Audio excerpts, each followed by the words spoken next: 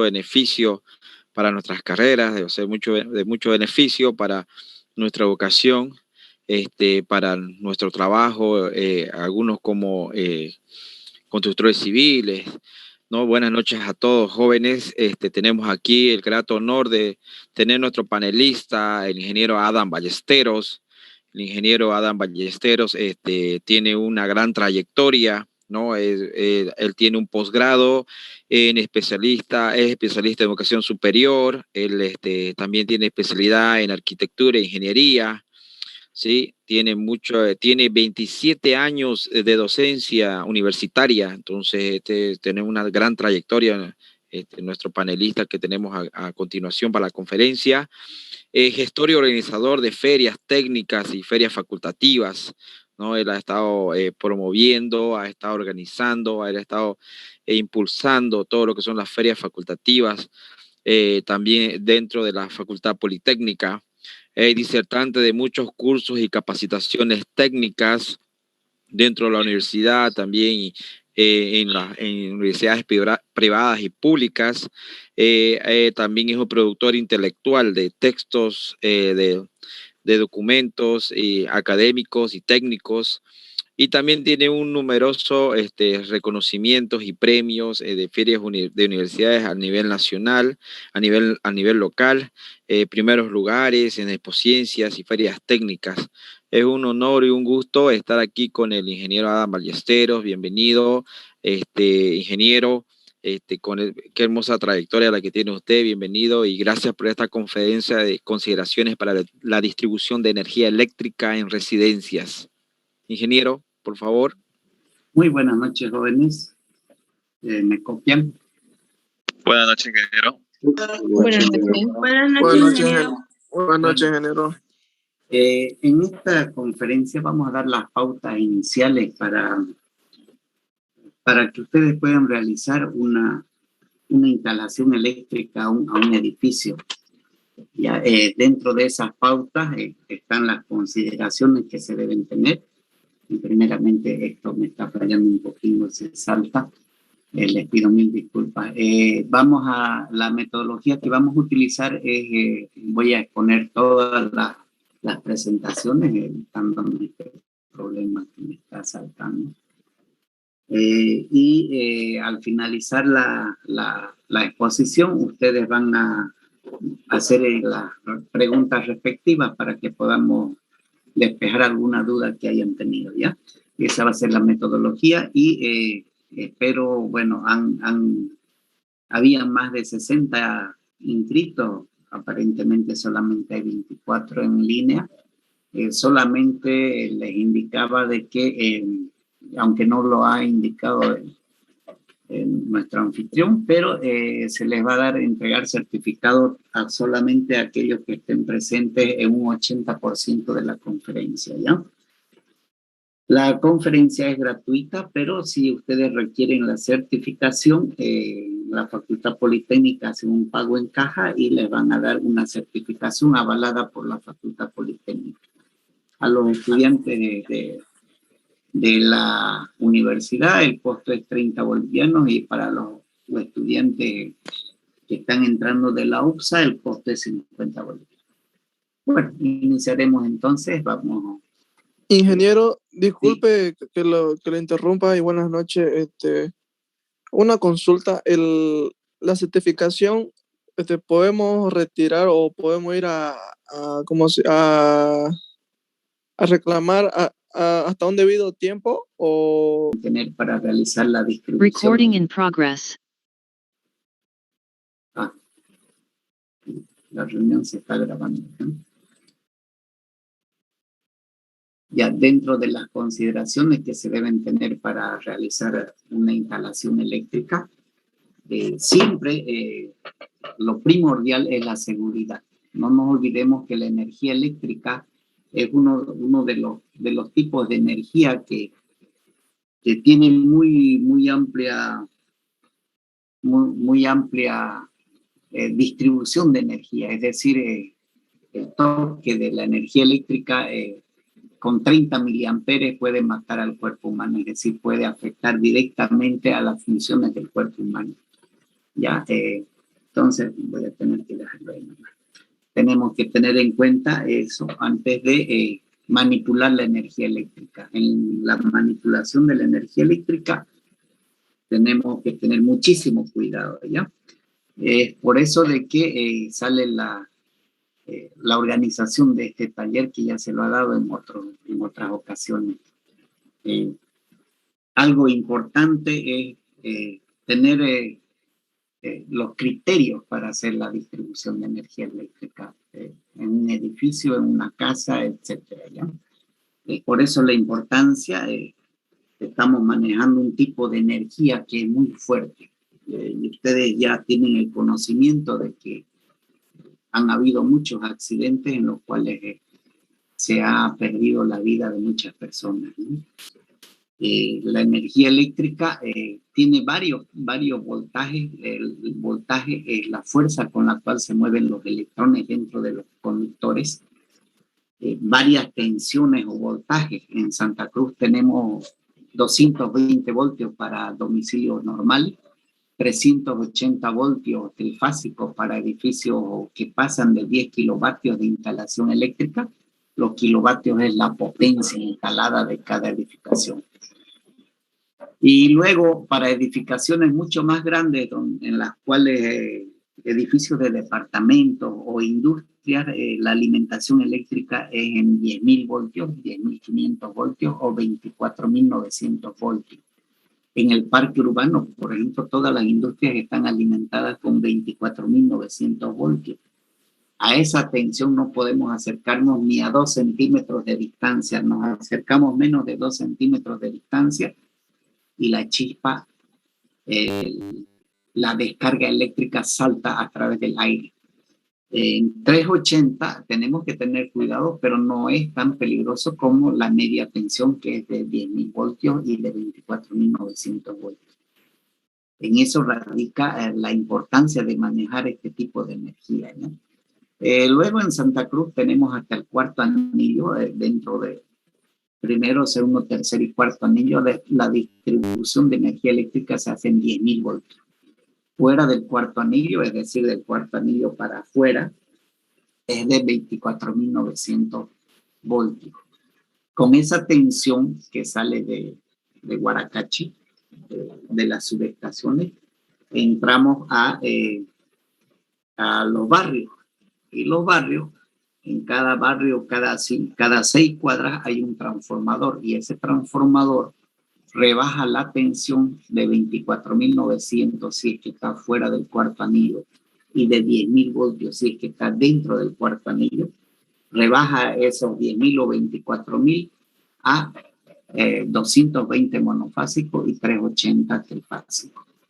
Una vez que ya tenemos ese concepto y de la peligrosidad que representa la manipulación de la energía eléctrica, vamos a ver algunos criterios que tenemos que considerar, ¿ya?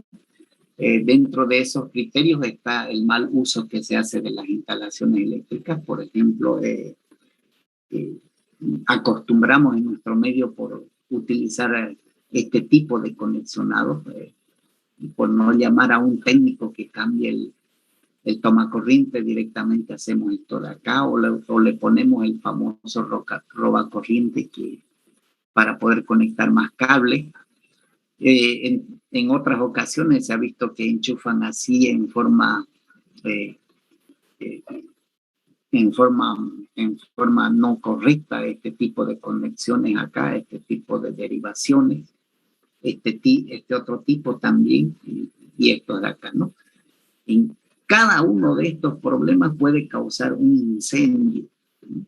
Puede causar un incendio o un cortocircuito. El cortocircuito es cuando dos conductores, la fase y el neutro, normalmente la fase es el rojo y el neutro es el negro o el blanco, según código de colores.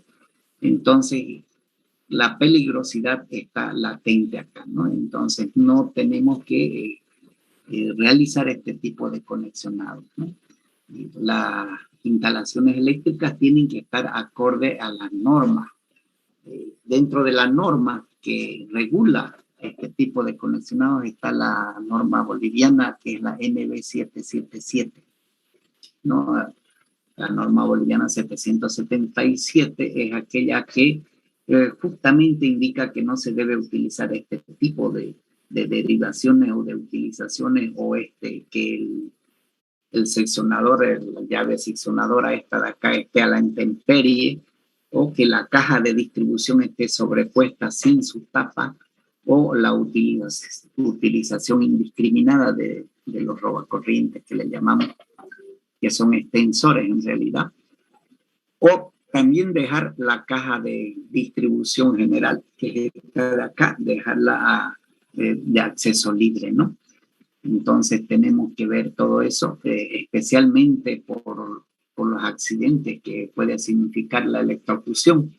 No necesariamente porque alguien vaya y agarre estos conductores o estos otros o estos de acá, sino también porque supónganse que están manipulando algún fierro y ustedes no van a agarrar, pero el fierro viene y toca acá y les va a pasar la corriente eléctrica. Y de acuerdo a la conductividad que tengan ustedes, es decir, si están sin zapatos, están con zapatos de suela, entonces la conductividad les va a pasar directamente a través de la persona. Si la persona está agarrando el fierro con la mano, por ejemplo, la energía eléctrica va a pasar por la mano, va a pasar por el pecho y va a llegar al suelo. Y el problema es de que va a pasar justamente por el pecho donde se encuentra el corazón, ¿no? Y va a causar los problemas respectivos. Uno de los grandes problemas con el paso de la corriente eléctrica es de que nuestros músculos funcionan con voltaje, pero con voltaje emitido por el sistema nervioso del cuerpo humano que están en el orden de los microvoltios. Imagínense que movemos nuestro brazo, nuestros músculos con microvoltios emitidos por el cerebro, pero la corriente que nos va a pasar cuando accidentalmente tengamos un contacto con algún conductor, no va a ser del orden de los microvoltios, va a ser del orden de los 220 voltios, ¿no? Depende del tipo de aislamiento que tenga nuestro zapato. Entonces, no necesariamente es por contacto directo, sino indirecto, cuando manipulamos algún material conductor, como es el fierro o cualquier otro material metálico, ¿no? Tenemos que tener mucho cuidado en ese sentido, ¿ya? Independientemente de todos estos problemas, especialmente esta partecita de acá de los extensores, son los que principalmente producen sobrecalentamiento, y ese sobrecalentamiento funde el aislante que tiene el cable y ocurre un cortocircuito. En el momento que ocurre un cortocircuito se produce una llama, una explosión y una llama. Entonces la explosión nos asusta y lo primero que hacemos es salir disparando en vez de desenchufar con algo, y eso produce llama y la llama produce un incendio. ¿Ya? Entonces tenemos que tener muchísimo cuidado en ese sentido, ¿ya?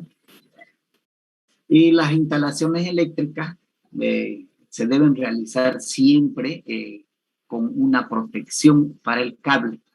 Este tipo de protección se llama protección mecánica y es un entubado. Los entubados, hay distintos tipos de entubados, se llaman canalizaciones. Hay entubados con ductos de PVC, entubados con tubo corrugado, entubados con politubo, etcétera, etcétera. Hay muchos tipos de canalizaciones. El tubo, por ejemplo, el cable canal que ustedes conocen también es un tipo de canalización que protege el conductor eléctrico, especialmente de golpes y para proteger el cable, ¿no es cierto? Imagínense si está un cable pelado, como estos de acá están pelados, y alguien por X motivo le da con una pala. Entonces el aislante que tiene es perforado, la pala es metálica y produce un cortocircuito, ¿no?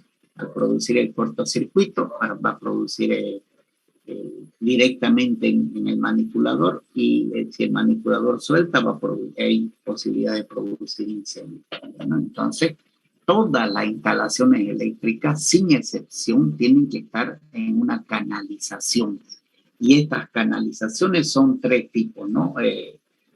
tres formas de canalizar. La que normalmente conocemos todos es la que está empotrada en el muro, se hace una canalización en el muro, es decir, se pica el muro, se pone el tubo y se vuelve a revocar encima, ¿no?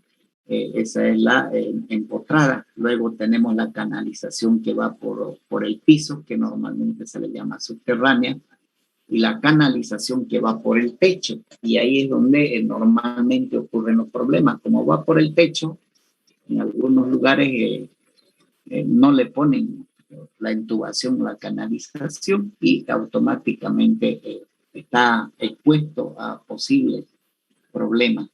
Uno de los grandes problemas en ese tipo de instalaciones son las ratas. La rata le gusta comer el aislante de los cables, ¿no?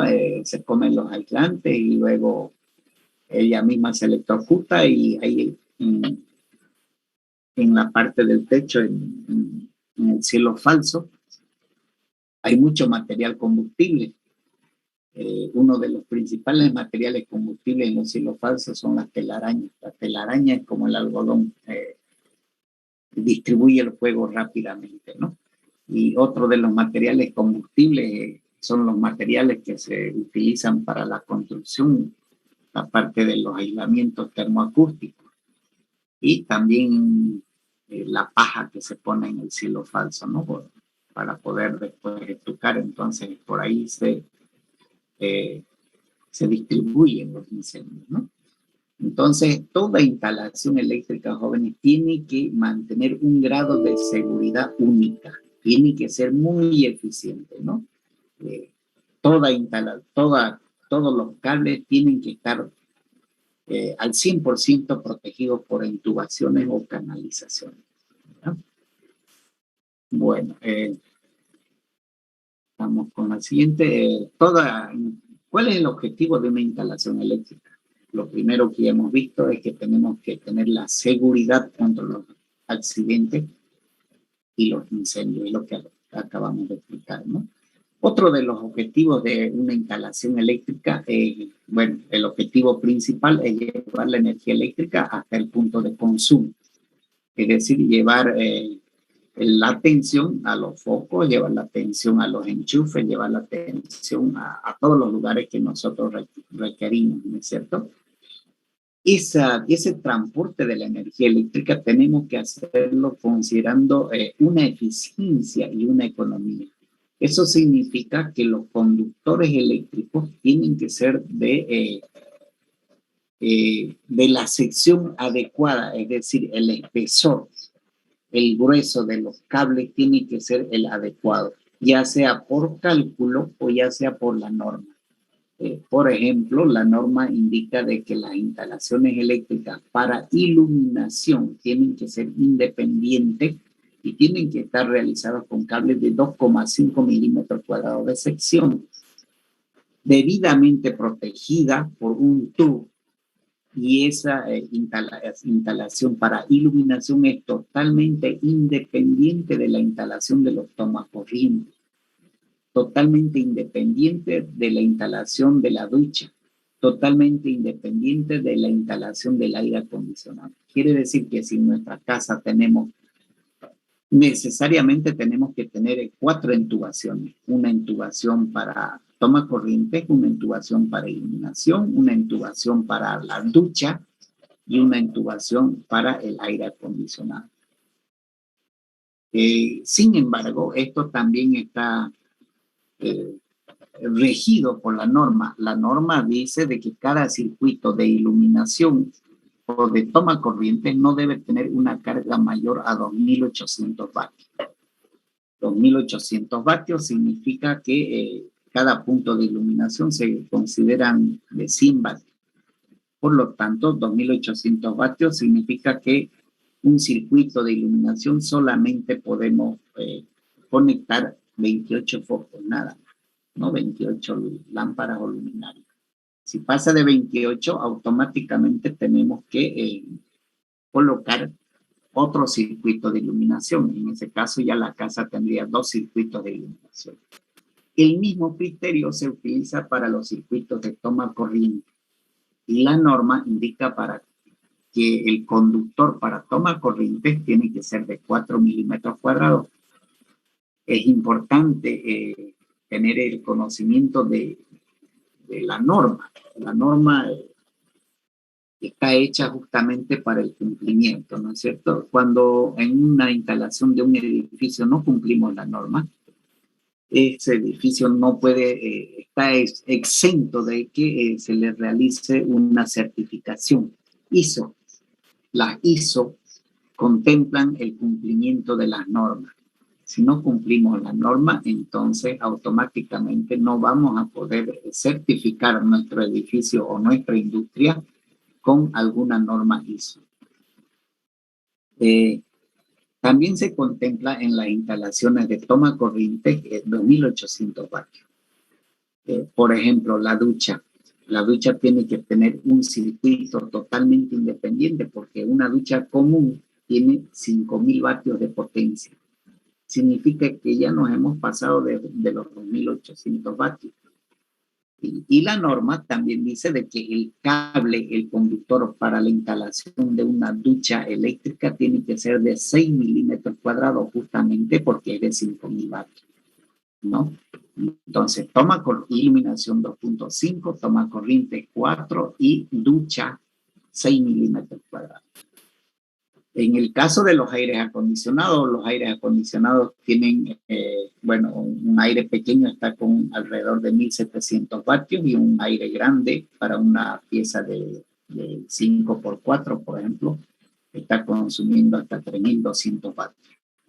Por lo tanto, también requiere un circuito totalmente independiente, ¿ya? Entonces, debemos considerar esa sección de cable. ¿Y por qué qué tiene que ver la sección de los cables con la eficiencia y la economía? La sección de los cables, ustedes, una ducha, lo que dice la norma es poner cables de 6 milímetros, pero ustedes agarran y le colocan 4 milímetros. Igual funciona la ducha, no hay problema. El problema va a ser de que cuando ustedes hagan funcionar una ducha de 5.000 vatios con cable de 4 milímetros, peor aún, si esa ducha se encuentra a unos 15, 20 metros del tablero de distribución, va a producir un consumo de energía. Es decir, de que el cable va a consumir energía eléctrica. No se olviden de que los cables transportan los electrones. El transporte de los electrones es la energía eléctrica. El movimiento, el flujo de electrones es la energía eléctrica. Entonces, si el cable es más delgado, tiene mayor resistencia, es decir, se opone al flujo de los electrones. Y esa oposición hace de que los electrones empujen y hay oposición, por lo tanto, eleva su temperatura el cable. Al elevar la temperatura el cable, la energía eléctrica se está convirtiendo en energía calorífica, ¿no? Y esa energía calorífica, lo que se calienta el cable, no la estamos utilizando, pero el medidor la mide. Es decir, al medidor no le importa si ustedes ponen cable delgado o grueso.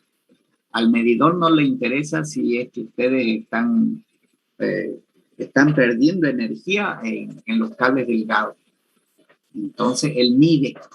Significa eso de que si ustedes requerían poner 6 milímetros y pusieron 4 milímetros para la ducha, específicamente, he visto casos que han puesto hasta 2.5 milímetros, igual funciona la ducha. El cable se calienta. Su temperatura no llega a fundir el aislante, pero ese calor que está disipando el cable es energía. Es conversión de energía eléctrica en energía calorífica.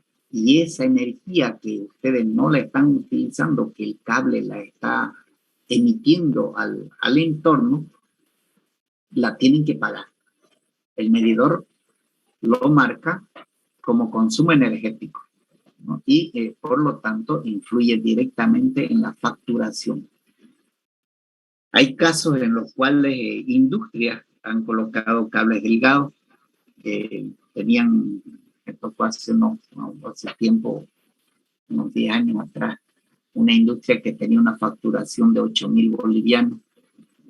Me llaman, voy yo como consultor, lo primero que veo es los conductores eléctricos, ¿no?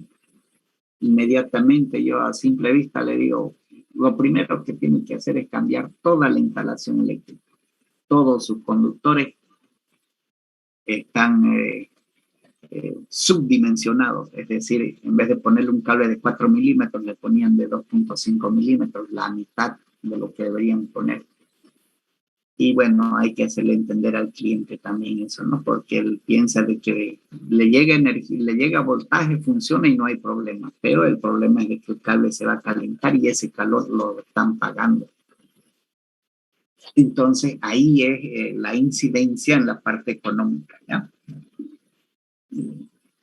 Inicialmente, poner un cable de 2.5 milímetros, que significan 200 bolivianos los 100 metros, y poner un cable de 4 milímetros significa casi 400 bolivianos. Inicialmente pareciera de que están ahorrando, pero en el transcurso del tiempo se dan cuenta de que en vez de facturarles esos 8.000 que como yo les indicaba, una vez que se hizo el cambio de toda la instalación eléctrica, llegó a facturar 5.000 bolivianos. De 5.000 a 8.000 son 3.000 bolivianos por mes, ¿no? Por mes de que se hacía un pago innecesario por poner cable delgado, por ahorrarse solamente eso. Bueno, y así ocurre en caso. ¿Cómo nos podemos dar cuenta? Ustedes directamente no conocen la sección de los conductores, ¿no? A simple vista no podemos decir este es de 4 milímetros, este es de 6 milímetros, solamente cuando van y lo compran. Y el que hace esa instalación es el eléctrico. Y bueno, hay profesionales y profesionales. Entonces, ¿cómo se van a dar cuenta ustedes que hay problema en su instalación eléctrica? Cuando alguien entre a la ducha, está utilizando la ducha, inmediatamente, si en toda la casa la iluminación de los focos baja o parpadea un poco, entonces el cable de la ducha está muy elevado. ¿Por qué se ve ese efecto? Porque la ducha tiene 5.000 vatios, aproximadamente 28 amperes de consumo energético. Eso hace de que se pierda voltaje en el cable. Quiere decir de que en el medidor, en el tablero, tienen 220 voltios, pero como se ha perdido un poco de voltaje convirtiéndose en calor en todo el cable de la ducha, significa que ya toda la casa no va a trabajar con 220 voltios, va a trabajar, supongamos, con 200 voltios. Se han perdido 20 voltios en el cable por ser muy delgado. Como se han perdido 20 voltios, entonces todos los artefactos de la casa sufren o detectan esa pérdida de tensión bajando su rendimiento. Los focos empiezan a alumbrar menos y si son fluorescentes empiezan a parpadear. Inmediatamente hay esta situación, ustedes tienen ya que suponer de que el cable de la ducha es muy delgado, ¿no? Y tiene que ser totalmente independiente desde el tablero hasta la ducha y con 6 milímetros cuadrados. ¿Ya? Entonces, el objetivo de la instalación eléctrica, independientemente de llevar la energía hacia los aparatos que consumen, también tenemos que considerar que tengan eficiencia y que no se refleje en nuestra economía. Luego tenemos la accesibilidad y la distribución. ¿Qué significa eso? Que nuestros cables no los vamos a llevar desde el tablero que está a 40 metros hasta una ducha, por ejemplo, al fondo. Un solo cable, es decir, 2 cables directos en un solo tubo. Entonces tenemos que garantizar que en algún momento se tenga accesibilidad a ese cable para hacerle mantenimiento por cualquier circunstancia. La norma también indica que no puede haber una instalación eléctrica con más de 10 metros sin caja de inspección, ¿no? Entonces, cada 10 metros, aunque no tengamos que hacer derivaciones, cada 10 metros o 15 metros tenemos que colocar una cajita de inspección. Eso garantiza la accesibilidad. Todo dentro de la accesibilidad, todos los circuitos de una instalación eléctrica tienen que estar conectados a un tablero de distribución. Y ese tablero de distribución es el que tiene la protección eléctrica del cable a través de los artefactos esos que ustedes lo conocen como térmicos. Hay 3 tipos de térmicos, ¿no? Que son el térmico común, el termomagnético y el térmico diferencial. El térmico común solamente protege contra elevaciones de temperatura y tiene un tiempo de disparo, es decir, que tarda en disparar. Si hay un cortocircuito, él tarda por lo menos medio segundo en disparar. Pero en medio segundo ya puede ocurrir una catástrofe. La velocidad con la que se mueven los electrones es aproximadamente la velocidad de la luz. Y a esa velocidad puede ocurrir cualquier cosa en medio segundo. Fíjense que un electrón puede ir y volver a la paz más de 15 veces en medio segundo. No, esa es la velocidad con la cual se mueve la energía eléctrica. También tenemos que ver cuando hagamos una instalación eléctrica el mantenimiento. Tenemos que considerar de qué el mantenimiento. ¿Qué significa hacer mantenimiento en una instalación eléctrica? Significa de que si ha habido un cortocircuito, el cortocircuito y no ha saltado el térmico, ha tardado medio segundo en saltar el térmico, entonces el cortocircuito se produce dentro. Se ha producido el cortocircuito en el enchufe, por ejemplo. Se ha producido el cortocircuito acá, en este sector.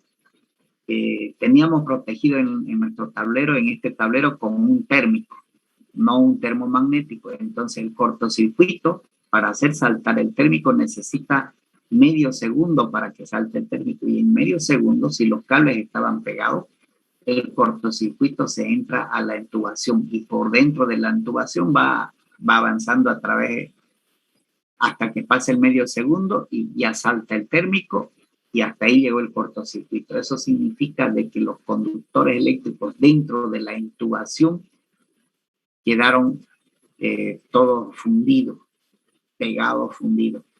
Entonces, nosotros tenemos que poner una intubación que permita el mantenimiento. ¿Qué mantenimiento sería? Desconectar esos cables que se han fundido y poder sacarlos de la intubación. Si la intubación que hacemos no es la correcta, no vamos a poder sacar esos cables de ahí, cambiar los cables. Por lo tanto, significa que van a tener que hacer una instalación sobrepuesta, ¿no? Bueno, eso en cuanto a la eficiencia, accesibilidad y el mantenimiento. La alimentación eléctrica significa llevar la energía eléctrica desde la calle, que es la distribución que está haciendo la CRE, hasta el último punto que utilice la energía eléctrica. Es decir, hasta el foco, hasta la ducha, cualquier. Dentro de la alimentación tenemos varias etapas. La primera etapa, que es la acometida, que es la entrada. La segunda etapa, la siguiente etapa después de la acometida viene el alimentador, luego viene el subalimentador y luego viene el circuito, ¿no?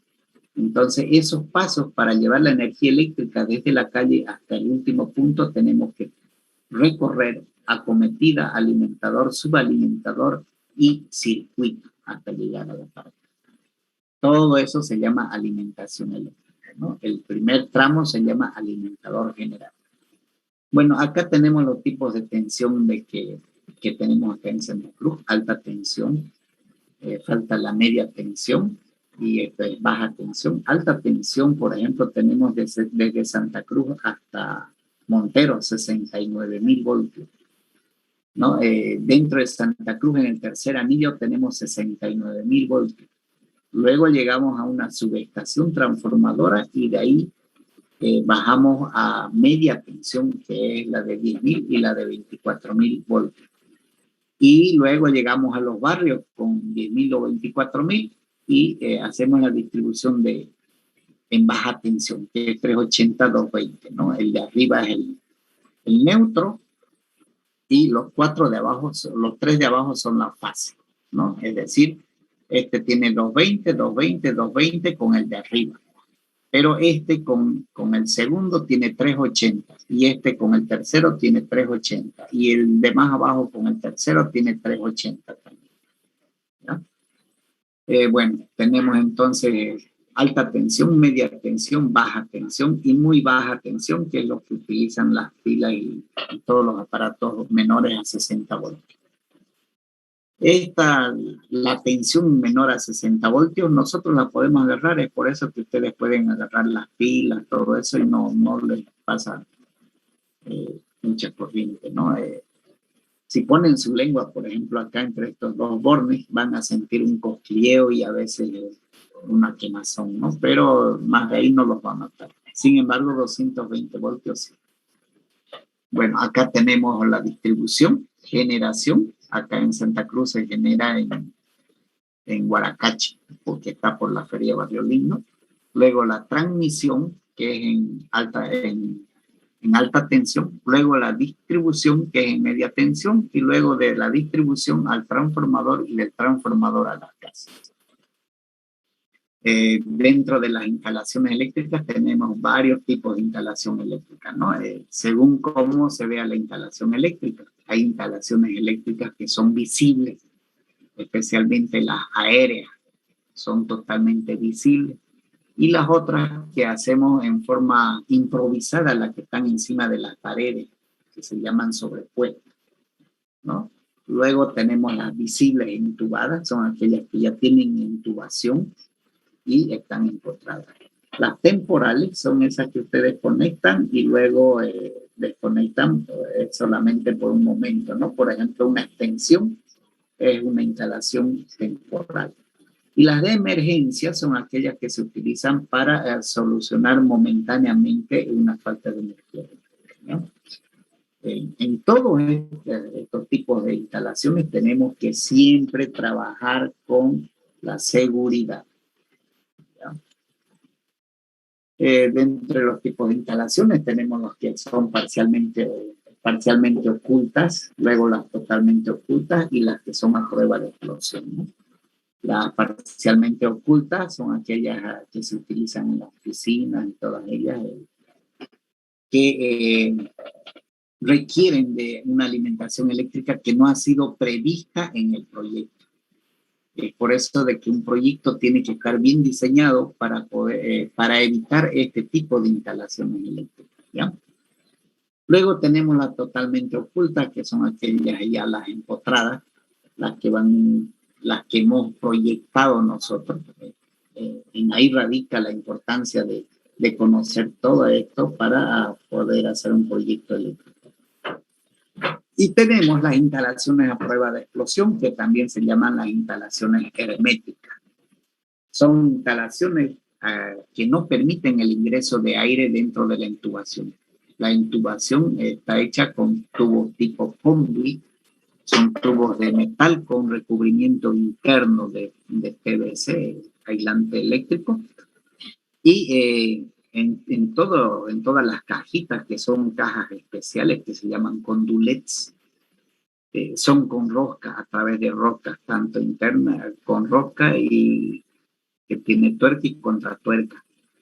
Es decir, de que llega el condulet, se enrosca en el condulet, la caja, que es una caja especial, y también se sale de ahí a través de roscas, ¿no? Y la tapa del condulet también es hermética, se tapa con tornillos y tiene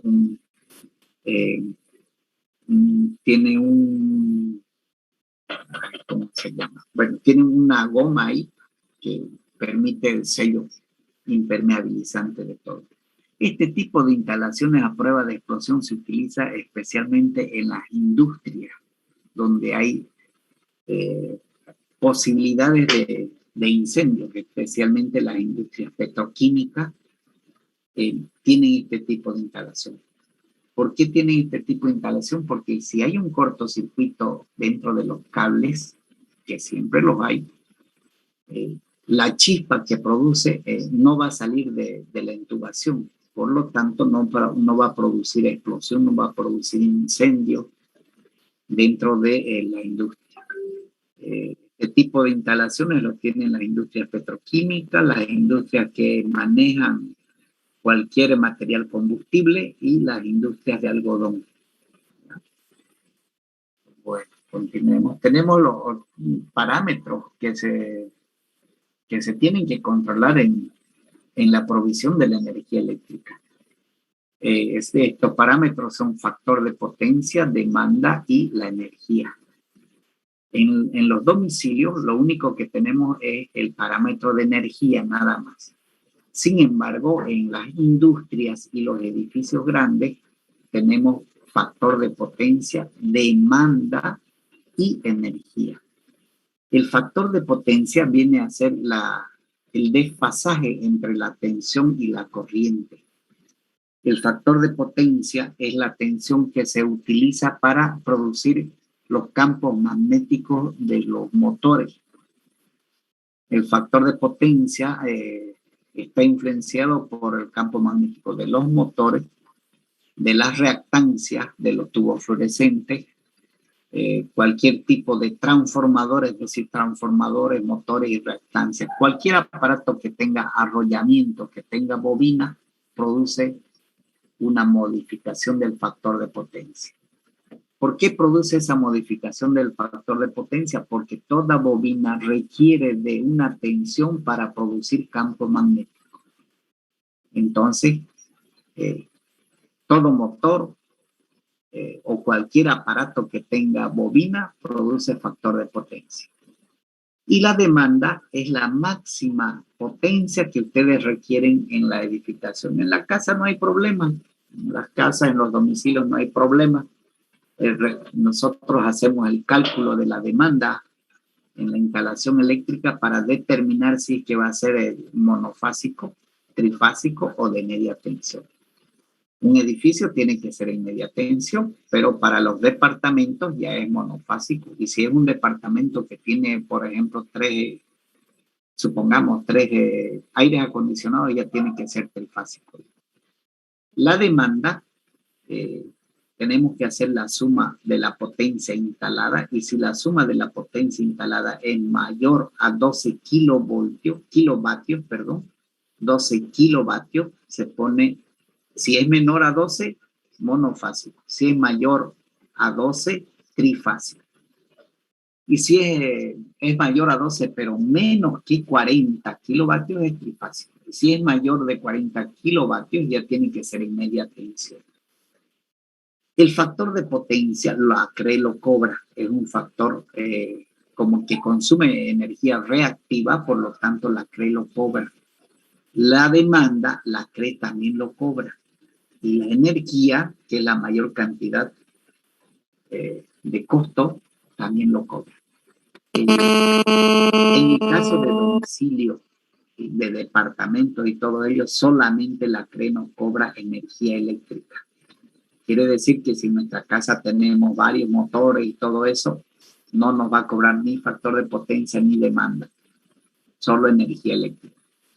Pero dado el caso de una industria, automáticamente la industria consume más de 40 kilovatios, por lo tanto va a ser en media tensión. Su alimentación va a ser en media tensión, requiere de un transformador, por lo tanto va a tener factor de potencia. La CRE le coloca un medidor especial que ese mide el factor de potencia, mide la demanda y mide la energía. Y la CRE le cobra las tres cosas, ¿no? Si han utilizado cables muy delgados, afecta mucho en el factor de potencia. ¿Por qué afecta en el factor de potencia? Les comentaba el caso de esa industria que bajó su facturación de 8,000 a 5,000. El cable influye, el grosor, el espesor de cable influye en el factor de potencia, porque cuando un motor que debería trabajar con 220 voltios le llega por cable muy delgadito, le llega a 200 voltios, trabaja mal. Al trabajar mal, requiere mayor factor de potencia, requiere mayor potencia reactiva, y eso ocasiona de que el factor de potencia se dispare. Cuando se dispara el factor de potencia, el medidor lo marca y la CRE le cobra. Luego está la demanda. Supongamos de que en esa industria, a través del proyecto eléctrico y todo lo demás, se ha proyectado una demanda de 60 kilovatios. Y resulta de que ya está trabajando la industria y no se ha calculado en el proyecto las ampliaciones de los motores y todo lo demás. El propietario amplió la industria en un 40%, por lo tanto ya no está demandando 60 kilovatios, sino que está demandando 80 kilovatios. La CRE le cobra como una multa. Y a la inversa también le cobra. Resulta que dice, voy a tener una industria que de acá a 10 años voy a poner más motores. Voy a poner el doble de motores. Por lo tanto, en este momento requiere un transformador de 40 kilovatios. Pero de acá a 10 años voy a poner motores, entonces le vamos a poner mejor un transformador de 80 kilovatios o de 100 kilovatios. Ya. Inicialmente, durante los primeros 10 años, la industria va a estar consumiendo solamente 30 o 40 kilovatios. Y los otros 40 kilovatios están ahí sin hacer nada. Entonces, la CRE, para poder alimentarle la potencia demandada, la CRE hace instalaciones eléctricas específicas, por lo tanto le cobra por eso. Y en el medidor está mandando, bueno, tenemos un transformador de 80 kilovatios y solamente está consumiendo 40 kilovatios. Automáticamente el medidor, eso le afecta a un factor y el consumo por demanda se triplica, ¿no? Se triplica independientemente del consumo energético. El consumo energético se mantiene, pero por demanda se triplica. Por factor de potencia también hay casos en los cuales se ha duplicado. Por lo tanto, la factura de las industrias se puede hasta triplicar por factor de demanda, por factor de potencia y por factor de demanda. ¿Cómo se soluciona eso? Primero, poniendo los cables adecuados y en segundo lugar, si tenemos muchos motores de bajo rendimiento, colocar condensadores de corrección de factor de potencia. ¿Cómo se soluciona el problema de la demanda? Haciendo un cálculo adecuado, es decir, un cálculo que contemple todas las posibilidades en la instalación eléctrica y de que el transformador no sea sobredimensionado. Si no, la CRE nos va a cobrar eso, ¿ya? Vamos. Los métodos que la CRE utiliza para medir la energía eléctrica, bueno, actualmente está utilizando un método digital, medidores digitales, los cuales miden la energía, el factor de potencia y la demanda. En el caso de domicilios no nos cobra ni factor de potencia ni demanda, pero en el caso de industria sí. ¿No? Los requisitos que debe tener una instalación eléctrica, ¿qué requisitos? Uno de los principales requisitos es que tiene que cumplir la normativa, porque en la normativa están en detalle las consideraciones necesarias para que la provisión de energía eléctrica no tenga problemas. ¿Ya? Entonces tenemos que cumplir las disposiciones generales. Y hay en Bolivia tenemos 3 tipos de normativas. Tenemos la normativa nacional, que es la NB 777, y luego tenemos la normativa local, que es la norma que da la CRE. Y la CRE da 2 tipos de normas, la norma en baja tensión y la norma en media tensión. Si nosotros cumplimos las 3 normas, la NB 77 y la norma de la CRE, no vamos a tener problemas en cuanto a la instalación eléctrica. Uno de esos requisitos, por ejemplo, que la CRE exige es de que el tablero de medición donde está la pilastra y todo eso tiene que tener una conexión a tierra. Y si no tiene la conexión a tierra, no le realiza la instalación eléctrica a la CRE. ¿No? Cuando ustedes se van a instalar energía eléctrica, tienen que poner esa tierra. Viene el fiscal, verifica que tenga la tierra, el cable adecuado, todo eso, y aprueba la instalación eléctrica. Mientras ustedes no tengan esa disposición ahí de acuerdo a la normativa de CRE, no les van a instalar la energía eléctrica, ¿no? Es por eso que dice acá la puesta a tierra de los circuitos y los sistemas eléctricos. Bueno, hay dos tipos de tierra. La tierra de circuitos, de la que está hablando esta, y la tierra del medidor que les hablé anteriormente. La tierra de circuitos es más que todo para proteger al ser humano. Es un cable verde de 1.5 milímetros cuadrados que se debería instalar junto a la fase y al neutro. Es decir, que si tenemos un toma corriente, debería tener 3 cables, fase, neutro y tierra. Si tenemos un foco, deberían llegar 3 cables, fase, neutro y tierra. La fase y el neutro se conectan a los bornes del aparato y la tierra se conecta a la carcasa, ¿no? La tierra de los circuitos, se llama también tierra de protección, asegura de que si el aparato eléctrico tiene una falla, esa falla vaya directamente a tierra a través del cable, el cablecito verde ese y la jabalina, ¿no? Eso ocurre normalmente en las heladeras, por ejemplo, ¿no? Una heladera sí o sí tiene que tener tierra, un enchufe con 3 patitas, ¿no? Fase, neutro y tierra. Igual en las lavadoras. Por eso las lavadoras, las heladeras tienen ese tipo de enchufe con 3 patitas. Y lo que hacen normalmente las personas es comprar un adaptador para hacerlo de 2 patitas y lo conectan así. Hay un problema interno, se energiza toda la chapa del aparato, va una persona, lo agarra y le pasa corriente.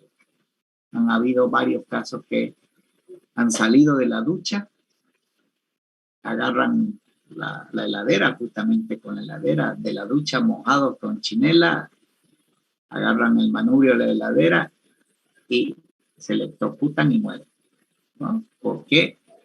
Porque cuando sale uno de la ducha está mojado y el agua con cualquier otro elemento hace que sea conductor, ¿no? Y el problema es de que si nosotros agarramos la manivela de la heladera, no controlamos nuestros músculos, ya la corriente esa de falla que tenía la heladera es la que controla nuestros músculos y los músculos de las manos se cierran y agarramos más fuerte. En vez de soltar la agarradera de la heladera, la agarramos más fuerte y nos pasa más corriente. Por lo tanto, es un peligro. Y eso no ocurriría si que le ponen un cable de tierra. Porque por ese cable de tierra se va a ir toda la falla, ¿no?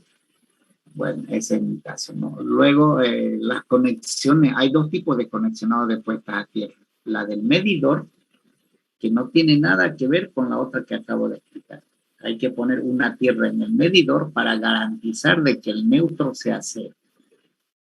Y otra tierra adentro en la casa, cerca del tablero de distribución, para el cablecito de tierra de todo el sistema. Son 2 tierras que se deberían colocar en una casa y normalmente no lo colocan, ¿no? Entonces ustedes cuando hagan un proyecto tienen que observar eso, ¿ya? Bueno, ese cablecito también se conecta a todos los elementos que son metálicos. Si el tablero que vimos anteriormente, este tablero, ¿dónde está? Si este tablero normalmente es metálico y este tablero tiene que estar conectado a tierra, porque si hay alguna falla, el tablero queda energizado. Nosotros accedemos al tablero y nos va a pasar corriente eléctrica. Por lo tanto, todos los aparatos que sean metálicos y sean parte del circuito eléctrico tienen que estar conectados a tierra, al cablecito de tierra, ¿ya? Justamente acá, fíjense, se debe colocar a tierra todos los equipos, todos los aparatos, especialmente motores, son donde siempre ocurre problema. La ducha tiene su cable de tierra también. ¿no? Las planchas tienen su enchufe con toma de tierra, ¿no? Hay, bueno, los métodos de puesta a tierra ya hemos visto, ¿no? Uno para el medidor y uno para la instalación interna. Acá tenemos las partes de una instalación, como indicamos, esta es la red pública, esta es la cometida, el tablero de medición y en forma interna está el tablero de distribución. Esta altura de acá tiene que ser 3.5 metros mínimo de altura, especialmente, bueno, en este caso está sobre la misma vereda, pero si es cruce de calle tiene que ser 3.5 milímetros, ¿no? Tiene sus normativas para todo esto, ¿no? Hay una norma que la emite para hacernos esa instalación, ¿no? Justamente acá está indicando, ¿no? Los tramos por debajo de 2,5 de altura tienen que ser protegidos, ¿no? Para no tener problemas.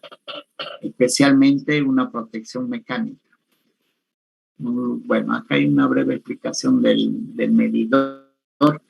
Este es un medidor digital, los últimos medidores ya, ¿no? No por el hecho de ser digitales son 100% exactos, ¿no? Tienen que ser sometidos a verificaciones. Si ustedes observan que les están cobrando mucho, tienen que solicitar a la CREDE que venga a revisar el medidor, porque pueden tener fallas. El medidor inicialmente puede ser que no tenga falla, pero en el transcurso del tiempo llega a tener falla. ¿Cuándo llega a tener falla? Cuando en alguna tormenta eléctrica cayó un rayo cerca de su casa de ustedes. Normalmente el rayo cae a la línea eléctrica de media tensión. Cae el rayo, se acerca entonces, el rayo son millones de voltios que tiene. Y ese rayo entra al medidor, a este medidor. Si la tierra que ustedes pusieron acá debajo del medidor no es la correcta, entonces va a afectar a su medidor y va a quedar dañado su medidor y va a empezar a marcar cosas que no debería marcar. En ahí radica la importancia de que el sistema de tierra del medidor sea lo mejor posible, es decir, una jabalina entera, no el pedacito ese que les venden de 45 centímetros, sino que la jabalina tiene 2.2 metros de largo y los 2.2 metros de largo tenemos que enterrarla en forma vertical y conectar al sistema. Si no, van a tener problemas con el medidor. Y eso va a repercutir en el costo, en el costo de la factura, ¿no?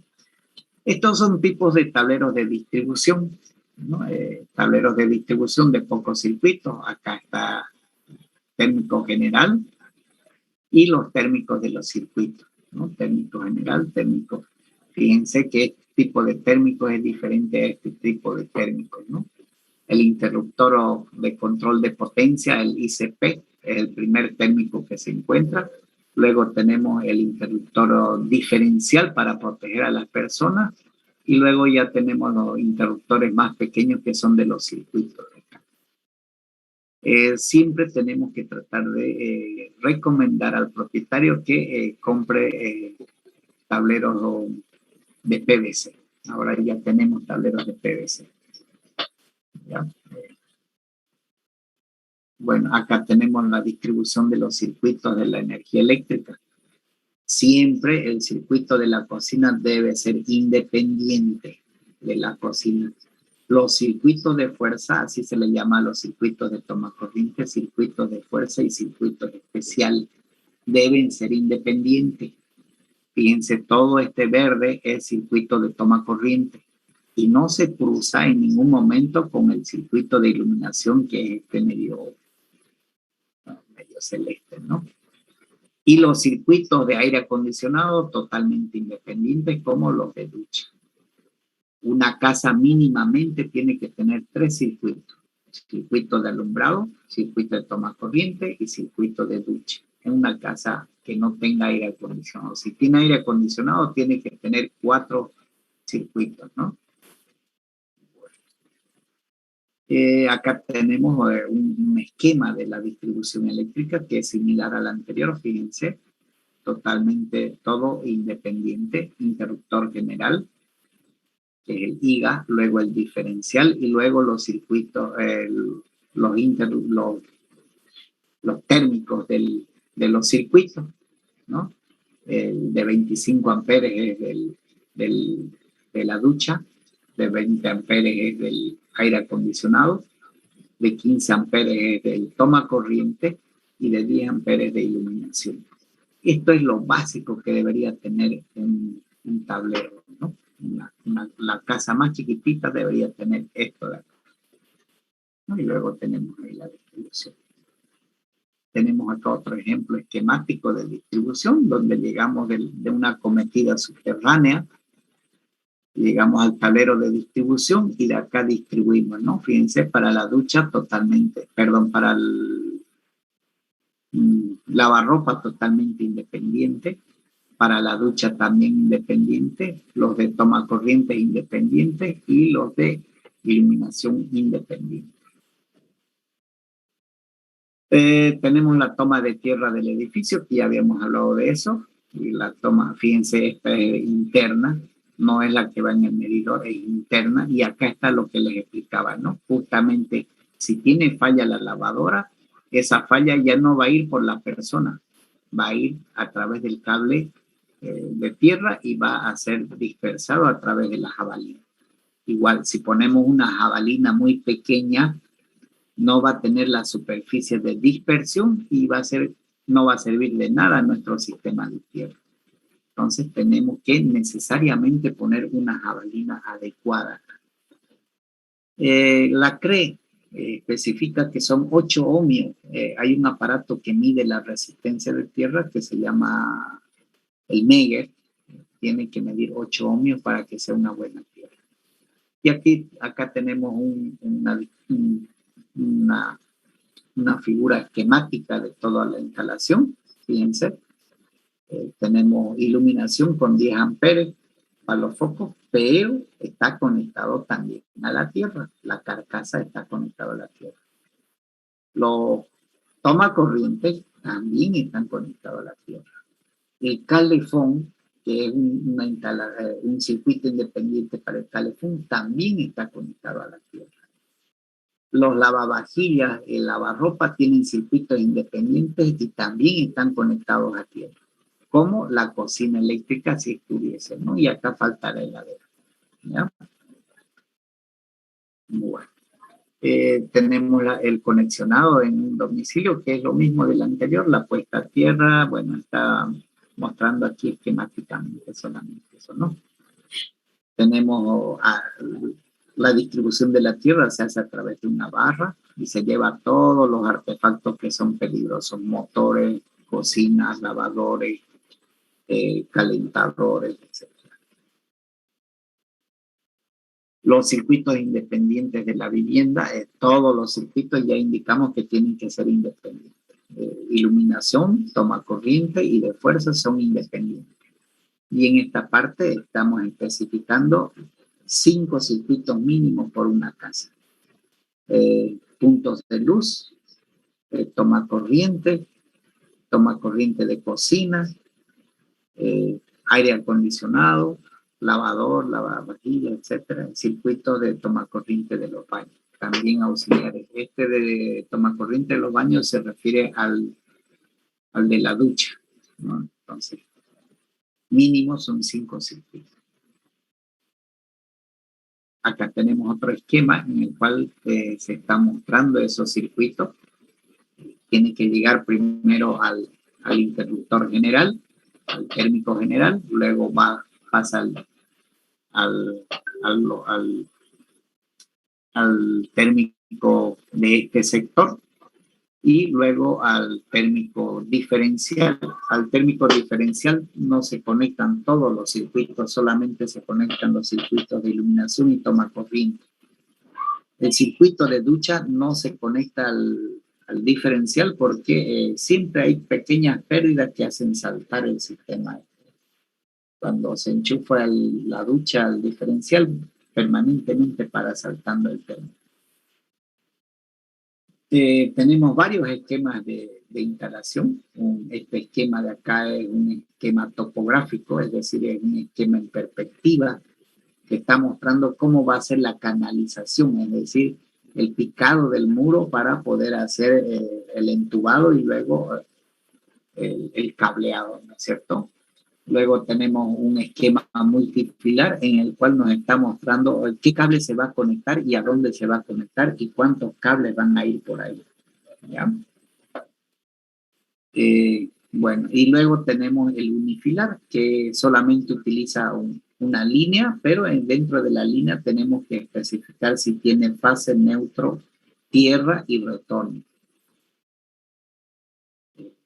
Y acá tenemos un diagrama unifilar. Ese diagrama unifilar siempre tenemos que ponerlo para poder tener una idea general de cómo se está distribuyendo la energía eléctrica, ¿no? El térmico general, después tenemos el liga y de ahí van conectando todos los circuitos. Iluminación, de reserva, cocina, lavavajilla, el termotanque, la lavadora y la ducha. Y acá tenemos una simbología que tiene que ser adoptada. En nuestro medio, por ejemplo, se cumple, punto de luz es así, interruptor sencillo, conmutador doble, toma corriente sencillo, dice toma de corriente de alumbrado.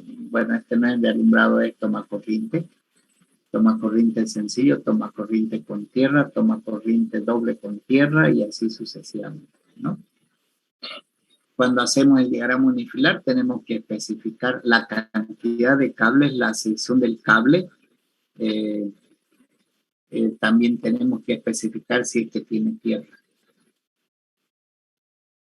Bueno, y acá tenemos algunos elementos que se utilizan en las instalaciones eléctricas, como son el medidor. Su símbolo que corresponde al medidor es un cuadradito con vatio por hora.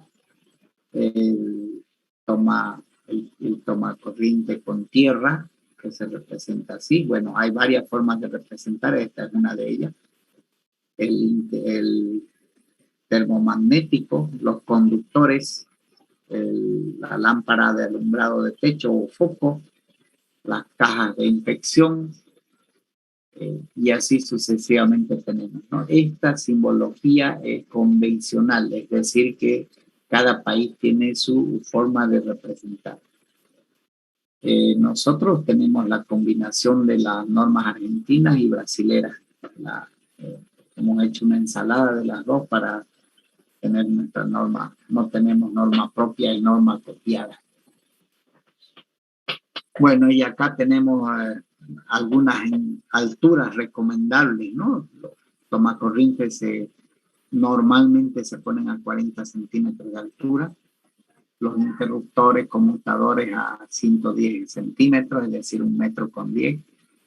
Y del techo o del plafón hacia abajo tenemos que contar 25 o 30 centímetros para poder hacer el picado y colocar la intubación.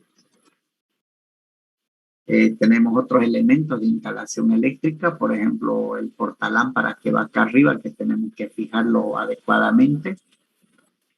Los interruptores, respetando siempre la altura de montaje. Toma corriente, respetando la altura de montaje. Las canaletas o las intubaciones debemos tratar en lo posible de que sean empotradas. El tipo de tubo que se utiliza es el tubo de PVC ese que venden en todos lugares. También lo conocen como tubo Berman, algunos, ¿no? Y hay diferentes dimensiones. El tubo más delgado que se pone es de 3/4. Las cajas, normalmente estas cajas son de 2 pulgadas por 4 pulgadas. Esa es la medida estándar. Y justamente acá está, fíjense, dice, no es recomendable no saturarla de cables y que no estén a una distancia mayor de 50 metros. Y eso es lo que dice la norma. La distancia entre caja y caja no debe ser mayor a 15 metros. Bueno, ahora vamos a hablar algo de los conductores. Y los conductores siempre debemos revisar el aislamiento que tengan. Acá en Santa Cruz, en Bolivia, tenemos algunas fábricas que fabrican cables, pero su aislamiento no es tan bueno, ¿no? El aislamiento de cable cruz o cable bol también, el otro no es tan bueno. Es preferible siempre comprar un argentino o un brasilero, ¿no? Cumpliendo siempre el código de colores, ¿no? Fíjense, el de 1.5 milímetros cuadrados, que se utiliza ese espesor para la tierra y de este color. 2,5 milímetros cuadrados se utiliza para iluminación y 4 milímetros cuadrados para toma corriente. Acá dice, ¿no? Lavadora, frigorífico, aire acondicionado. La fase es color negro o cualquier otro color. Esta imagen es una norma europea. Los europeos, el neutro ponen como celeste. Y nuestra norma observa que el neutro es color blanco. La norma de nosotros nos hemos basado en la norma americana.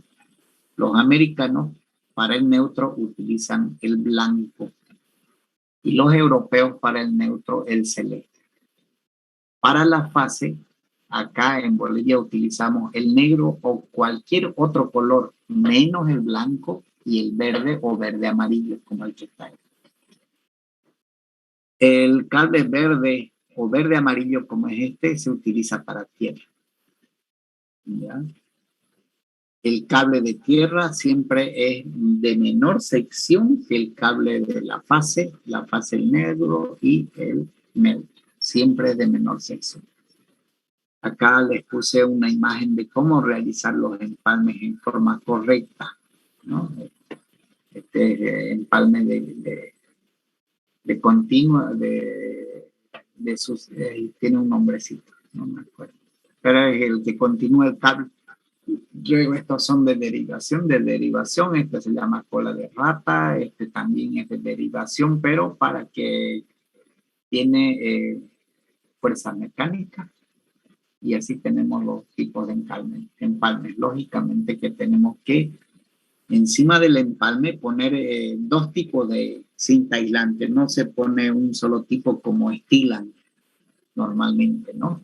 La norma dice que primero se tiene que proteger el empalme con una cinta vulcanizante.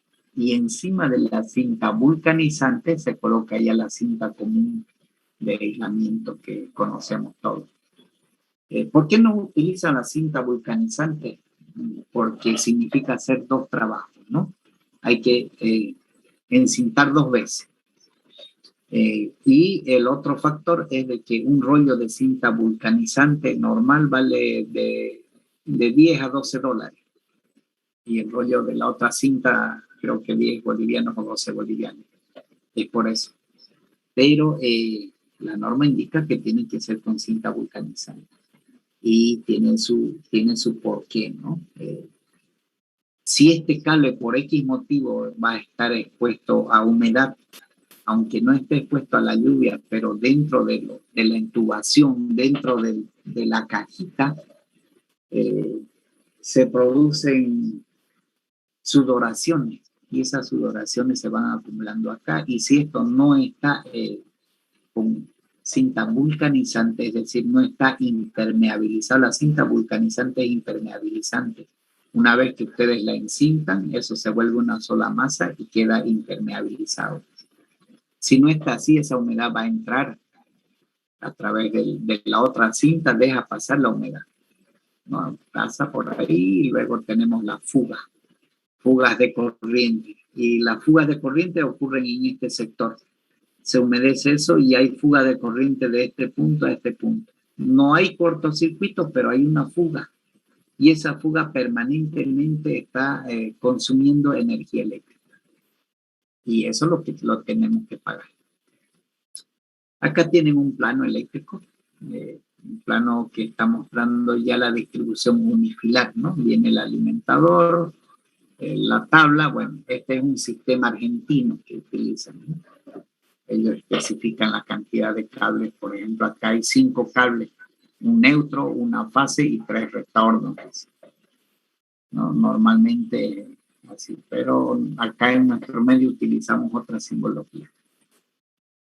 Tenemos cómo se debe instalar una lámpara y un tomacorriente. Normalmente, cuando están integrados, esto normalmente no se hace, solamente en casos excepcionales se hace de que el circuito de iluminación sea utilizado como circuito de tomacorriente. La norma dice que tiene que ser independiente, pero este caso lo puse justamente ahí para que a ustedes les sirva de ejemplo, qué es lo que no se debe hacer, ¿verdad? Tenemos entonces ya en vista esquemáticamente, es decir, cómo se va a hacer la instalación eléctrica de todo esto, la caja hexagonal y la conexión de un tomacorriente, ¿no? Un tomacorriente, acá falta, por ejemplo,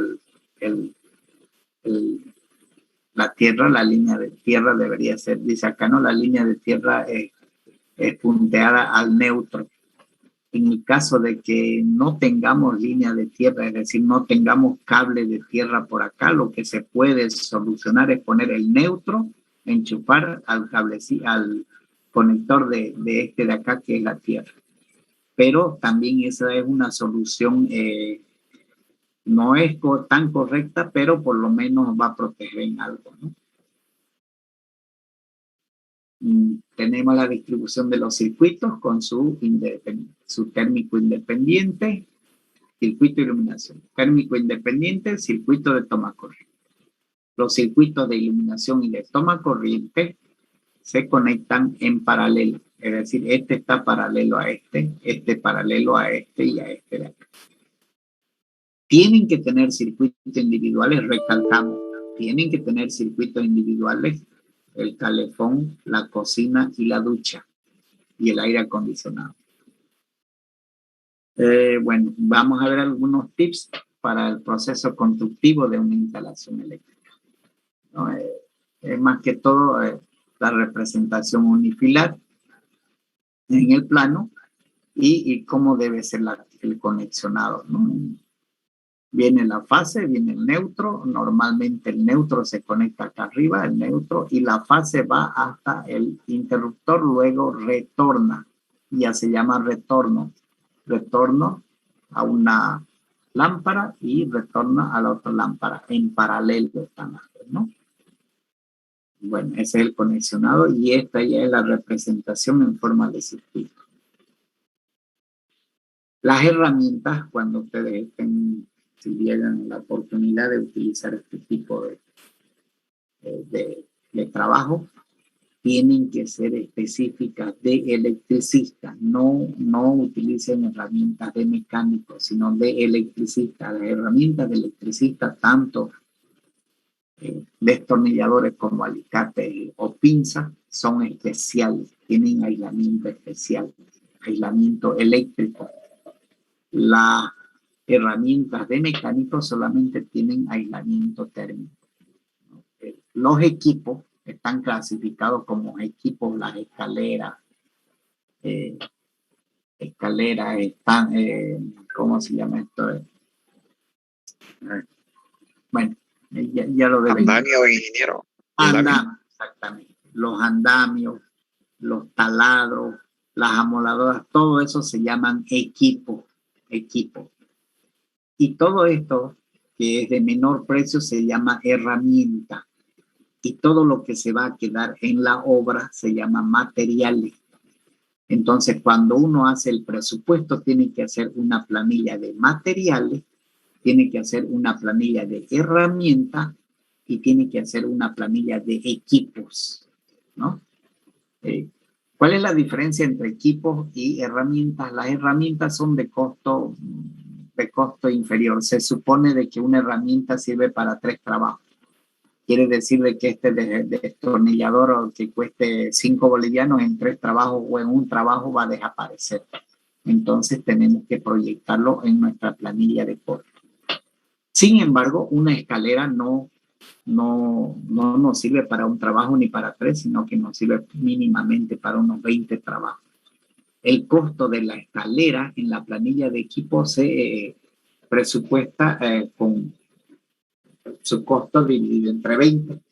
Es decir, que un trabajo tiene que pagar el 20% de la escalera, ¿no? El 20 o el 10%, según los tipos de escalera, ¿no? Y los andamios también, ¿no? Porque no son eternos. Una amoladora, por ejemplo, no es eterna, ¿no? Un taladro también, pero tampoco lo vamos a utilizar para un solo trabajo como las herramientas. Una amoladora, según el tipo de amoladora, puede durarle muchos años, ¿no? Bueno, eso que acabamos de ver, esto es importante, esta definición para realizar el presupuesto de una obra de instalación eléctrica. Eso me duermo. Luego tenemos acá cómo se debe marcar para hacer el picado y todo eso. Tenemos que marcar primero, luego realizar el picado de la pared. Ahora ya no se pica acá, así se pica con amoladora. Luego que Compañero, apaga su micrófono, por favor. Compañero, por favor.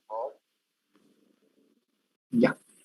Luego que se ha canalizado ya todo, se ha puesto la intubación, se procede ya al cableado, ¿no? Y al conexionado. Bueno, acá es lo mismo que el anterior y el armado ya del tablero general. Tenemos las conexiones domiciliarias, unas reglas ahí que les quise poner esa imagen justamente ahí, que son reglas que se deben cumplir para trabajar. Tenemos que desconectar las fuentes de tensión, es decir, el técnico general hay que desconectar, y cuando desconectamos tenemos que echar llave para que no venga uno por ahí, no hay energía eléctrica, sube la palanca y listo para la foto. ¿No? Tenemos que verificar siempre con un tester la ausencia de tensión cuando vayamos a trabajar, y aparte de eso conectar a tierra todo lo que es chapa para que no suframos algún accidente por ahí, ¿no?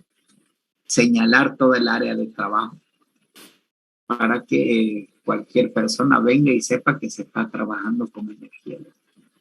Más que todo, tenemos que tener la seguridad, porque estamos manejando un tipo de energía muy peligrosa, ¿ya?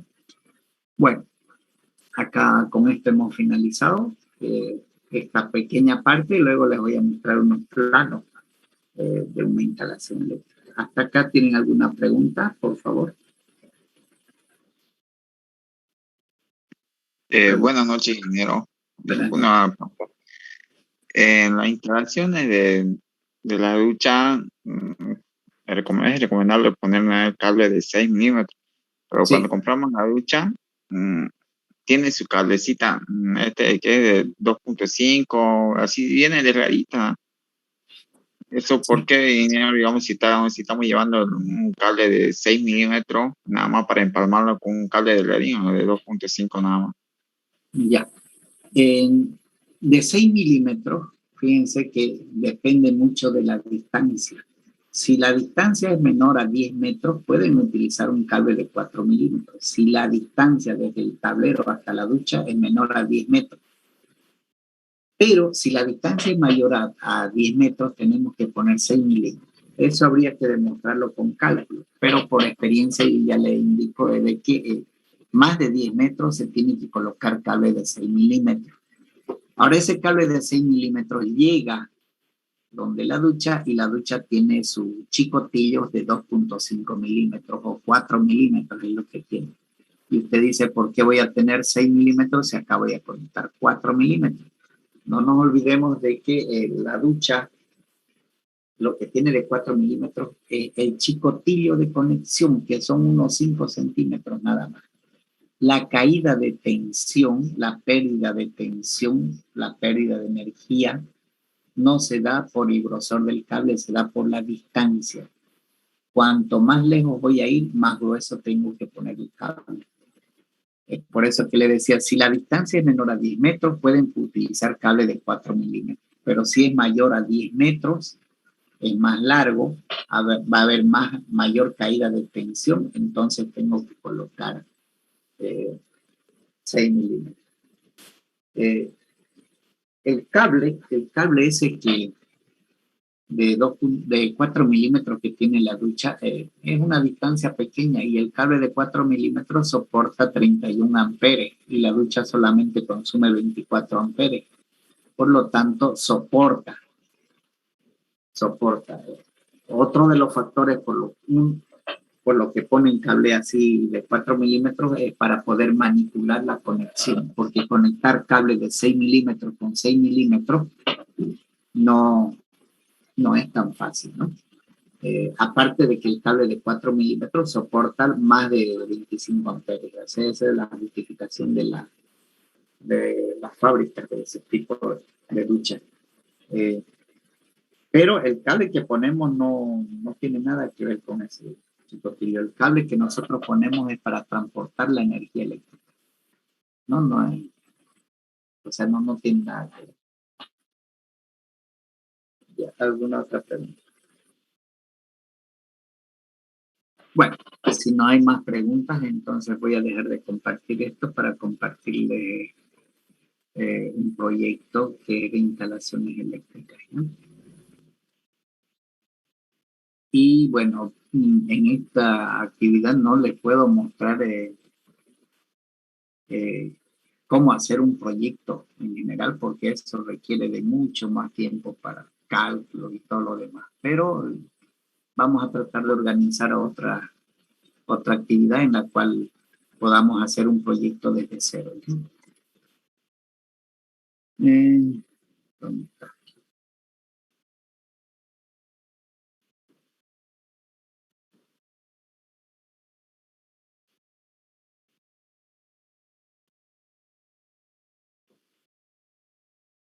Bueno, ahí tenemos un proyecto ya realizado, de acuerdo a normativa. De un proyecto, a ver, a ver dónde.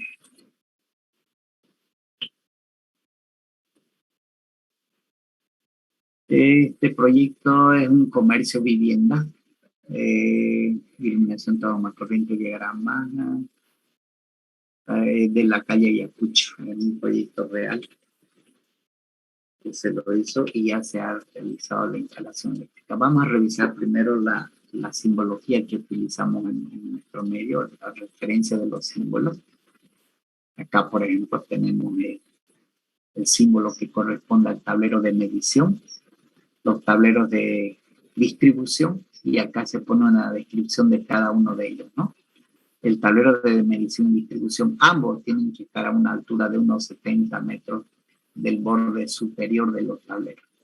Luego tenemos el símbolo que representa a los alimentadores de los tableros, y este de acá tiene fase, neutro y tierra. Y tenemos los circuitos monofásicos con tierra, que es este de acá. Este de acá específicamente es de toma corriente, segmentado, línea recta segmentada, donde este primer palito significa la fase y este otro palito significa el neutro. Pero se especifica acá de que este símbolo es 2 cables de 4 milímetros cuadrados para la fase y el neutro, más un cable de 1.5 milímetros cuadrados para la tierra, y están en un tubo de 3/4 de pulgada. Luego tenemos los tomacorrientes, que son tomacorrientes bipolares, es decir, sencillo, doble y triple. Sencillo, doble y triple, y con tierra, en un PVC de 3/4 de pulgada. En cada uno de ellos cada uno de ellos está alimentado por cable de 2 por 4 milímetros cuadrados de fase neutro, 1.5 la tierra y un PVC de 3/4. Altura de montaje de 35 centímetros. Luego tenemos tomacorriente especial, en este caso es de aire acondicionado, puede ser de ducha con un disyuntor de 20 amperes en caja especial. Igual 2 por 4 milímetros cuadrados, bla, bla, bla, lo mismo del anterior, ¿no? Circuito de iluminación. Este circuito de tomacorriente y este circuito de iluminación, ¿no? Tramo alimentador y distribución. 2 cables de 2,5 milímetros cuadrados para la fase y el neutro, y un cable de 1.5 milímetros cuadrados para la tierra, en PVC. Y esta es la simbología que se utiliza para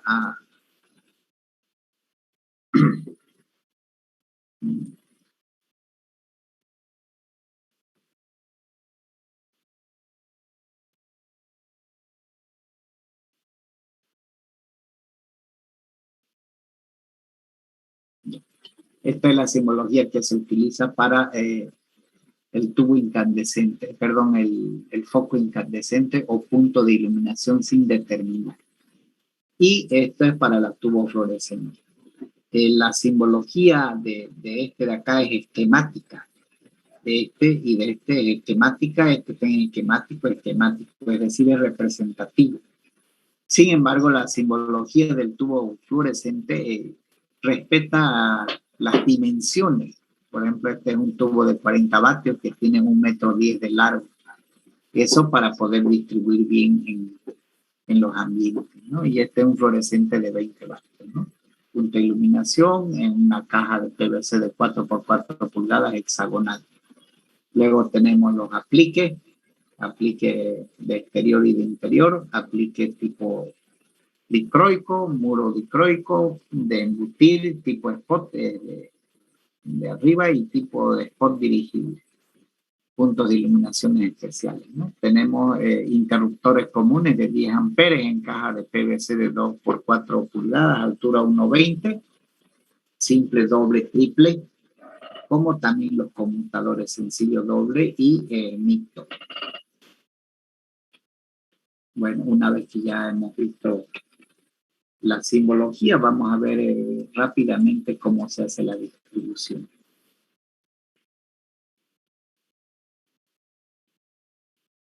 Tenemos un tablero de medición y distribución general y de ahí tenemos un alimentador para este tablero, otro alimentador que está yendo a la parte posterior y otro alimentador que está viniendo para otro tablero que está poniendo acá, que es la parte de distribución de acá.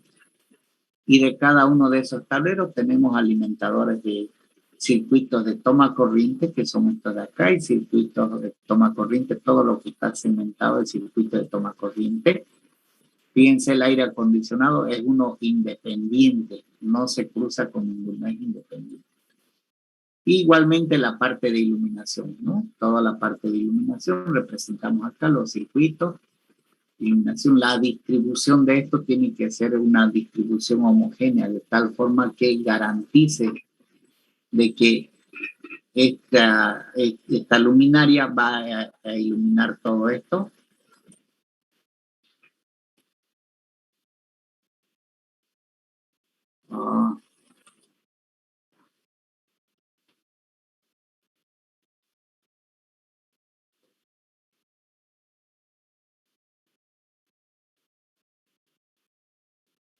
Esa luminaria ilumina todo eso. Igualmente esta otra luminaria va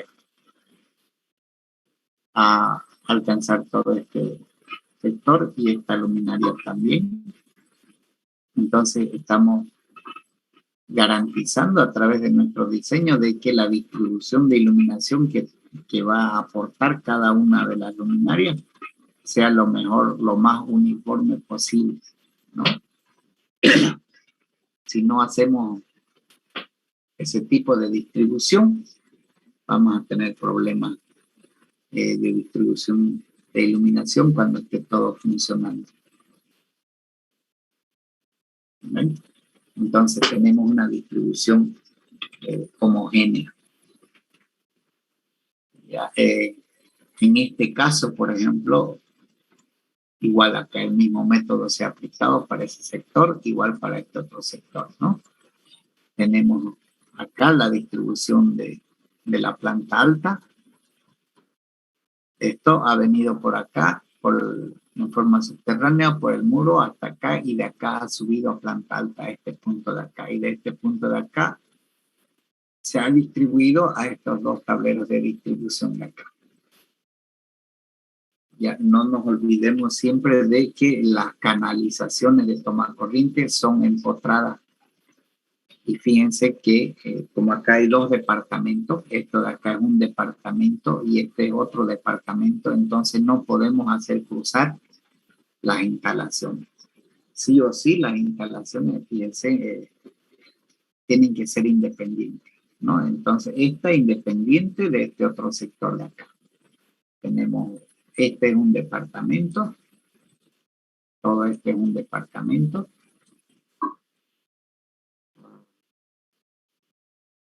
Todo eso es un departamento que tiene que tener su alimentación independiente, su tablero independiente. Igual, este otro lado hay otro departamento que también es independiente. Y acá también tenemos otros 2 departamentos que son igual independientes, ¿no? Este y el otro.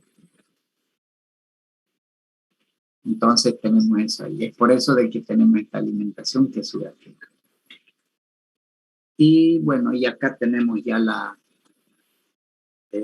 distribución esquemática, el corte esquemático, en el cual se está observando ya esquemáticamente para tener una mejor idea de cómo es la distribución, ¿no? Planta baja, tablero de medición, el primer tablero de distribución, otro tablero secundario, tablero de distribución secundario. Se coloca acá los espesores de cable, luego a través de esa caja subimos arriba otras 2 cajas y luego departamento 1, departamento 2, 3, 4 y arriba hay 3 departamentos. Y acá su diagrama unifilar de cómo va a trabajar, ¿no? Cómo va a ser el conexionado. Entonces, todo esto es la cometida, la CRE está sirviendo en 38220. Esta es la cometida, este es el alimentador, que acá debería estar el tablero, no sé por qué está en este otro lado. Y tenemos el tablero de distribución general. Como es departamento, cada departamento tiene su medidor independiente. Entonces entramos y cada departamento tiene su medidor, departamento 1, 2, 3 y así sucesivamente. Todos los departamentos con su alimentador independiente, cada uno de los departamentos. Y cada departamento tiene su tablerito de distribución, tablerito de distribución, tablero de distribución. Y eso lo vemos por planta. Esta es la planta de más arriba y esta es la planta del medio y esta de acá es la planta de abajo. Planta baja. Bueno, eso sería en cuanto a este trabajo, ¿no? Creo que tengo un proyecto de una clínica por ahí para mostrar. Sí, una clínica en La Paz. Igual, el tratamiento de las clínicas es totalmente diferente, no es igual. Las normas para instalaciones eléctricas de clínicas es totalmente diferente. Un tratamiento especial que tienen, ¿no?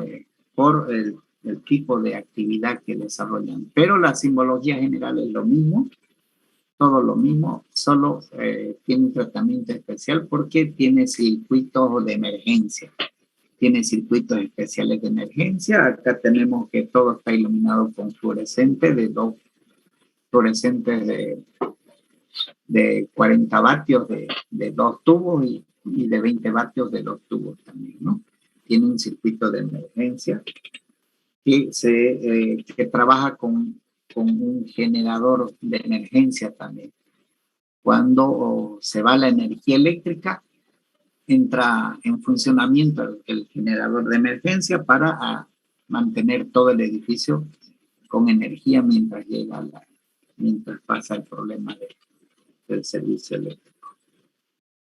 Bueno, tenemos una planta, otra planta y acá tenemos el diagrama. Y acá debe verse el generador, ¿no? Entonces, fíjense, se está alimentando con media tensión. Con media tensión hacemos una cometida a través de mufla, todo en media tensión para rayo, con media tensión, y llegamos a un transformador. Y este transformador es de 75 kVA. Convierte la tensión que es de 10.000 voltios, convierte a 380-220, ¿no? A este es de 24.900 voltios. Convierte a 380-220. Tenemos el alimentador, la medición, y acá todo lo que está con azul es el sistema de emergencia, ¿no? Cuando acá no hay energía eléctrica, es detectado por esto, entra en funcionamiento el generador, y el generador a través de la llave de transferencia automática desconecta todo esto y conecta a través del azul toda la parte de emergencia. Y la parte de emergencia está alimentando solamente circuitos de emergencia, no alimenta todo, sino circuitos de emergencia que son específicos, por ejemplo, para el autoclave, que es un aparato un aparato que ocupa más de 15 kilovatios y ese se coloca para la parte en la sala de operaciones. Y ahí acá tenemos también su distribución, toda su distribución independiente. Fíjense, acá está en media tensión, entra en media tensión, llega hasta acá, luego el transformador, baja tensión y acá están los dos tableros. Y el generador está atrás de él. Voy a tener un plano por ahí de la distribución del generador. Acá está. Esta es la parte de la distribución del generador, ¿no? Acá tenemos el generador y el transformador, ¿no? Y su sistema de distribución común y el sistema de distribución de transferencia. Bueno. Acá tenemos algunos detalles. En la parte eléctrica tenemos que poner detalles también, como en la arquitectónica. Detalles constructivos. ¿Qué detalles constructivos? Por ejemplo, el sistema de cerramiento, ¿no? Tiene que ser con este tipo de persianas en ambos lados para que no puedan, acá, fíjense, para que no pueda haber ingreso de fierro, nada. Entonces quieren meter el fierro y no se tiene que permitir el ingreso de eso, porque si ingresa algún fierro o alambre por X motivo a este sector está con 24.900 voltios, ¿no? Súper peligroso. Acá se indica que tiene que tener acá su tablerito de peligro, alta tensión, su cámara y la forma como está construido el tablero de distribución.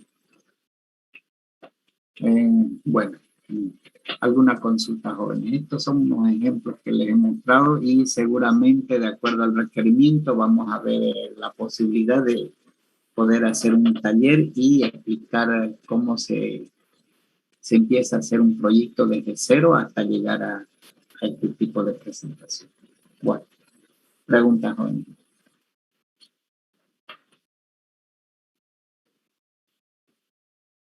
Consulta.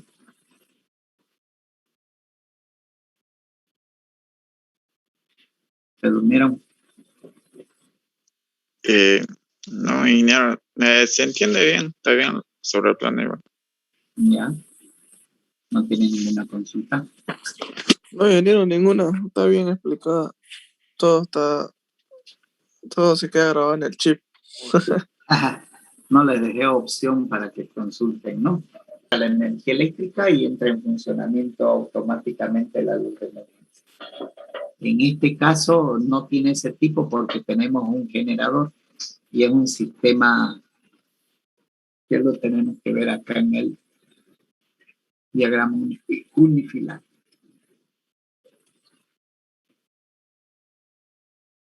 Ahí está, ¿no? Tenemos el autocable, el sistema especial 1, 3 y el de emergencia de acá general, ¿no? Como también acá tenemos otro. Hay dos sistemas para tener luz de emergencia, el de las lámparas individuales y el del circuito que depende del generador.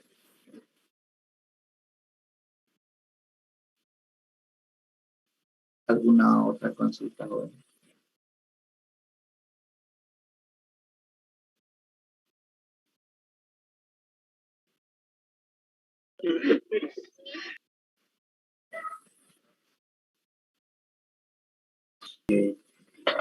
Supuestamente deberían haber solamente acá en la Politécnica había más de 40 inscritos y bueno, acá estoy viendo que los de la USA han entrado, los que no han entrado muchos son los de la Politécnica, ¿no? Teóricamente habían 45 inscritos de la Politécnica y 18 de la USA. De todas formas, el certificado se les va a entregar solamente a aquellos que hayan estado en la reunión más del 80% del tiempo de la conferencia, ¿ya?